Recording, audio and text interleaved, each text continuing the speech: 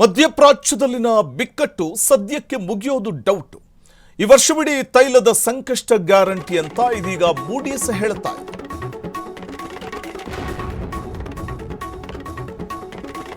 Moody's ಜಾಗತಿಕ rating ಸಂಸ್ಥೆ Moody's ಯುದ್ಧ ಮುಗಿಯೋ ಯಾವುದೇ ಲಕ್ಷಣಗಳು ಗೋಚರಿಸ್ತಾ ಇಲ್ಲ. ಬಿಕ್ಕಟ್ಟು ಮುಗಿದರೂ ಒಮ್ಮೆಗೆ ಹಿಂದಿನ ಸ್ಥಿತಿಗೆ ತಲುಪುವುದು ಅನುಮಾನ ಅನ್ನುವಂಥದ್ದನ್ನ ಹೇಳ್ತಾ ಇದೆ. ಹಾರ್ಮುಜ್ ಜಲಸಂಧಿ ಬಂದು ಜಗತ್ತಿಗೆ ತೈಲ ಗಂಡಾಂತರ ಎದುರಾಗ್ತಾ ಇದೆ. ಬಿಕ್ಕಟ್ಟು ಮುಗಿದ್ರೂ ಕೂಡ ಮುಗಿಯೋದಿಲ್ಲ ಭಾರತದ ತಲೆನೋವು. 6 ತಿಂಗಳಲ್ಲಿ ಸಂಧಾನವಾದರೂ ಸಿಗೋದಿಲ್ಲ ಹಳೆಯ ಬೆಲೆ. ವರ್ಷವಿಡೀ ಸಂಕಷ್ಟದ ಪರಿಸ್ಥಿತಿ. ಬ್ಯಾರೆಲ್ಗೆ $90 ರಿಂದ $110 ಆಸುಪಾಸಲ್ಲೇ ಕಚ್ಚಾ ತೈಲ.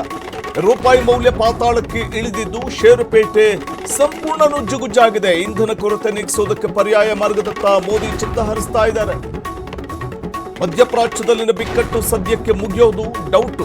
ಈ ವರ್ಷವಿಡೀ ತೈಲದ ಸಂಕಷ್ಟ ಎದುರಾಗಲಿದೆ. ಯಾಕಂದ್ರೆ ನಾವು ಗಮನಿಸ್ತಾ ಹೋಗ್ಬೋದು, ಪ್ರಧಾನಿ ನರೇಂದ್ರ ಮೋದಿ ಅವರು ಈ ಮೊದಲು ಭಾರತದಲ್ಲಿ ಪ್ರಸ್ತುತ ಎದುರಾಗ್ತಾ ಇರುವಂತಹ ಸಮಸ್ಯೆ ಕುರಿತು ಮಾತನಾಡಿದ್ರು, ವಿದೇಶಕ್ಕೆ ತೆರಳಿದ್ದಂತಹ ಸಂದರ್ಭ. ಇದೀಗ ಮೂಡೀಸ್ ಅಂದರೆ ಜಾಗತಿಕ ರೇಟಿಂಗ್ ಸಂಸ್ಥೆ ಮೂಡೀಸ್ ಕೂಡ ಮೋದಿಯವರ ನಂತರದಲ್ಲಿ ಪ್ರತಿಕ್ರಿಯೆ ಕೊಡ್ತಾ ಇರುವಂಥದ್ದು. ಅಥವಾ ಮೂಡೀಸ್ ಪ್ರಕಾರ ಅಮೆರಿಕ ಮತ್ತು ಇರಾನ್ ನಡುವಣ ಬಿಕ್ಕಟ್ಟು ಹಾಗೂ ಹಾರ್ಮುಜ್ ಜಲಸಂಧಿ ಮುಚ್ಚಿರುವುದು ಸದ್ಯಕ್ಕೆ ಬಗೆಹರಿಯುವುದು ಕಷ್ಟ ಸಾಧ್ಯ ಅನ್ನುವಂಥದ್ದನ್ನು ಹೇಳ್ತಾ ಇದೆ.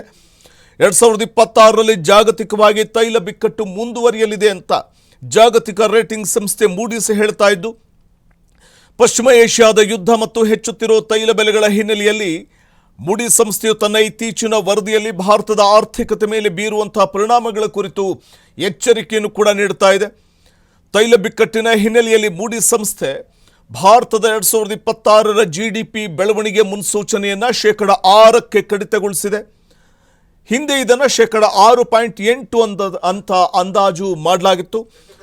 ಆದರೆ ಬ್ರೆಂಟ್ ಕಚ್ಚಾ ತೈಲ ಬೆಲೆಯು ಈ ವರ್ಷ ಪ್ರತಿ ಬ್ಯಾರೆಲ್ಗೆ $90 ರಿಂದ $110 ಆಸುಪಾಸಿನಲ್ಲಿ ಇರಲಿದ್ದು ಭಾರೀ ಏರಿಳಿತ ಕಾಣಲಿದೆ ಅಂತ ಮೂಡೀಸ್ ವರದಿಯನ್ನು ಮಾಡಿದೆ.